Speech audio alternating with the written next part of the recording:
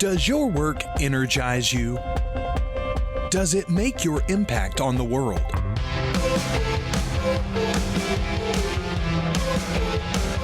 Welcome to Start Anew, the show that looks beyond success into freedom, fulfillment, and your passion-driven career.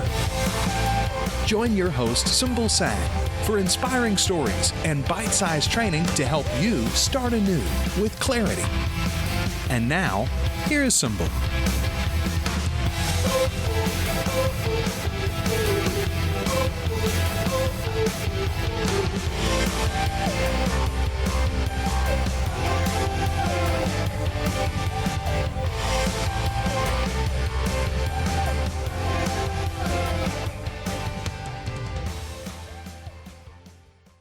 Our guest today is Jeremy Slate. He's joining us from New Jersey. He is the founder of Create Your Own Life podcast, which helps entrepreneurs live the lives they know they were meant to. Jeremy believes that dreaming big is his biggest asset.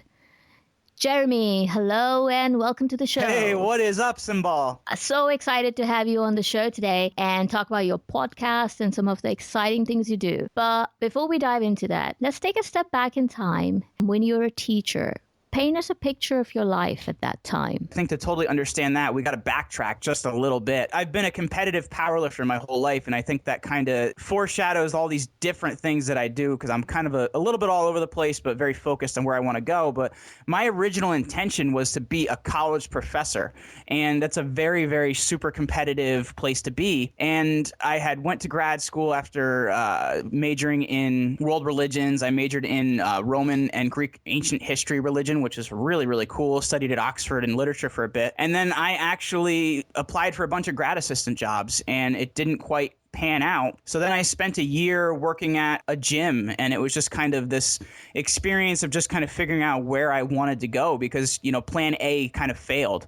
But I still knew that I wanted to teach people. And from there, I had met up with a priest friend of mine, and he said, you know, the school that I'm working at is looking for people. You would be awesome. We'd totally love to have you. So from there, I ended up teaching honors U.S. history because that's always been something interesting to me. It was a little bit of a learning curve. You know, I had worked with people one-on-one before, but I had never been thrown in a room with 40 kids where they say good luck. I had no background, no experience, no training, and it was just like, all right, now I have to teach these kids what to do. Let me tell you, I haven't been out of school that long, but it's a very different place now than it was when I went to school. Almost 29 now, but we didn't have all this technology and things like that like we have now. So I think it's kind of changed kids in a lot of ways where they want to see sometimes how far they can push a teacher to get them on YouTube. So there's kind of things that you have to deal with that you didn't have to deal with when I went to school, you know? So it was a little bit of a different experience for me because I'm like, wow, okay, so now not only am I in a position that's difficult, I still don't quite understand who I'm working with because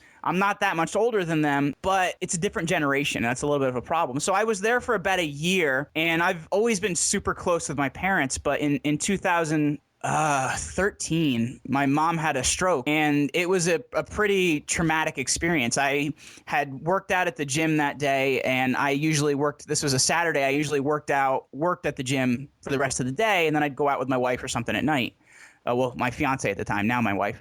And I came home because my boss had asked me to come in early. And, you know, I didn't always get along with my boss. And I was like, oh, man, she wants me to come into work early, yada, yada, yada. All right, let me go home first, get changed. And I usually call my parents and say, just let them know what's going on because, you know, it's their house. I'm like, hey, I'm coming home, guys. And my mom didn't pick up the phone. And she always picks up the phone. So I came in and I'm walking around the house for her. Somebody had actually stopped by to visit her and was waiting in our kitchen. He's like, you know, where's your mom? I haven't been able to find her. And I actually walked into my living room and I found her on the floor. And it was the most shocking experience in my life. And it was a period of about 3 days where she was in the ICU after having a stroke. And I really don't recall those 3 days of my life. It was a very traumatic experience for me. You know, fast forward to now, and she's still lost her ability to speak. She can't communicate very well, though she tries so hard. And I think the toughest thing for her is now she has a lot of her diplomas and, you know, National Honor Society and things on the wall in my parents' dining room because she doesn't want people to think she's stupid because she was a very, very smart person. So that's been very difficult for her because she can still take in all this information. And she's, she was a Mensa Society. She, was supposed to go to NYU for architecture. She's a very, very smart person. So for her to not be able to convey that to people has been very difficult for her. Back to 2013. And for me, I was just shocked. I didn't know what to do. I was emotionally a wreck. And take that and combined it to being in a job that I thought I wanted to do. My coworkers were great, but it was a rough experience for me.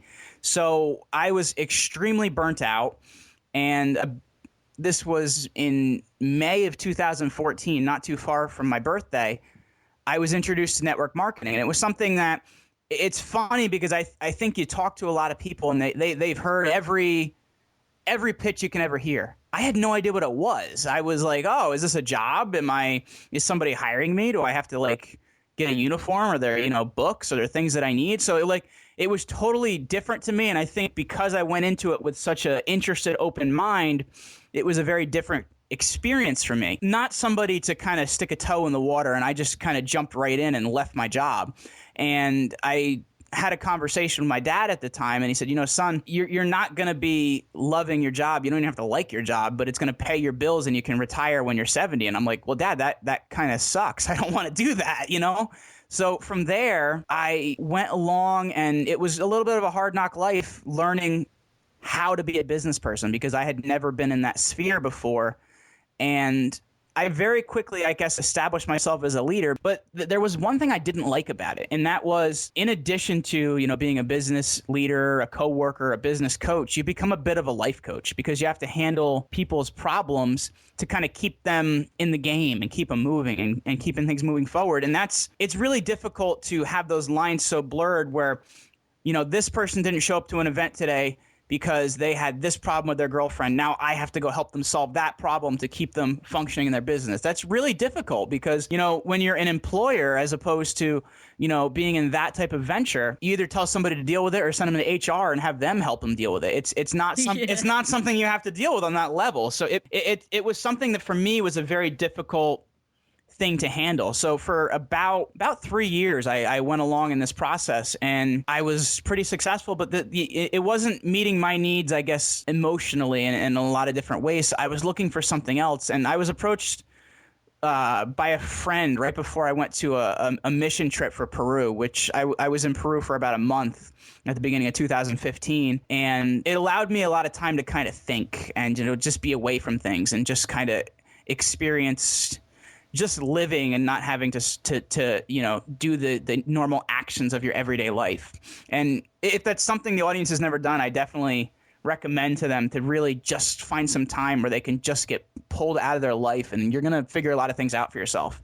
But it's time for reflection. Absolutely. But I was approached by a friend that's had a very successful graphic design and marketing firm for probably almost 20 years. So she's significantly older than me, but she's had a very successful business career. And she said, listen, I'm having trouble putting some of this new digital media into my business. And you're really good at that. You're good at social media. You're good at coding. You're good at website design. A lot of this stuff that my audience needs and my company needs in order to get bigger than it already is. So then I started doing that and found out with my experience in network marketing, those different things where I had to market myself over the years, that I had gained a lot of skills that I didn't realize I had. And I just found somebody that really valued them. So I took my skill of writing. I had written some books after college in history, and I became a copywriter.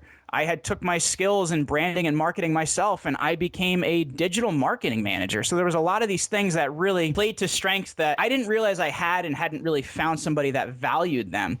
And then from there, about halfway through the end of 2015, I decided that I had attempted to do a podcast around May of last year, and it just didn't really go so well because I didn't know what I was doing. And I was like, screw this. I'm going to throw this thing away. So I did 15 episodes. I did it for 3 months. And Simbal, since you probably understand what numbers look like in this area, I didn't break 100 downloads for 3 months in a row. It was horrible. So I didn't know anything about the marketing of it. So I kind of was just like, okay, I really don't know what I'm doing here. I'm going to throw this away. And then I got married in September, and it was another one of those experiences of pulling out of life where my wife and I just went to her Florida house and we hung out for a couple of weeks and just were able to really just live life for a bit. And I was like, you know what? I really want to show people what I've learned over the last year, that they can create their own life. And that's when I started my podcast the right way. And I actually hooked up with John Lee Dumas, learned a lot from John. He is a super cool dude that if anybody's looking to start a podcast, should definitely hook up with John. But I learned how to do things the right way. And very quickly, my podcast grew and I had thousands and thousands of downloads, and I had never hit 100 before in my previous podcast. So I was just like, all right, I guess I learned something, and I'm really connecting with the audience. And not only that, but the value of the networking I gained from that was incredible. And that's kind of brings me to where I am today. Wow. You have tried so many things, taken so many risks in such a short life. We can all take a leaf from your book, Jeremy. You've created this podcast and created this freedom lifestyle for you. So tell us, what does this life really look like now? And most importantly, how does it feel? I wake up every morning and I'm not rushing out of the house. I get to see my wife. I get to spend time with her. We have 2 dogs that we totally love. We are obsessed with puppies, and we get to really take our dogs to the office and do things like that. And we get to travel. You know, we've always been people that wanted to travel. So, you know, we got engaged in Greece. We did our honeymoon. We did a double honeymoon. We did a what we called a mini moon right after our wedding. We went to Florida, and then we actually had a ski honeymoon in January out in Colorado. So we've been able to really travel the country and the world, and that's really what I wanted to do, especially being somebody that's interested in history and anthropology and things like that. I'm interested in people, and to be able to go around and experience the world through travel. But let me tell you, the world of podcasting, I've met so many cool and interesting people. I just feel enriched by being able to talk to these people and learn from them, and then share that with other people that then email me and say, hey, you helped me. And I'm just like, whoa, me? Really? So it's been an amazing experience to really be able to live life on my terms. Jeremy, thank you for sharing your journey of multiple career transformations with us. Starters, that's a wrap for today. Don't forget to tune in to the next episode for part 2 of my conversation with Jeremy, when he goes deep and talks about how to find your purpose in life. He also talks about his communication strategy, which has greatly helped him in the success of his podcast, and much, much more. Thanks for joining us for this episode of the Start Anew Show. We invite you to be more than a passive listener. Be a starter.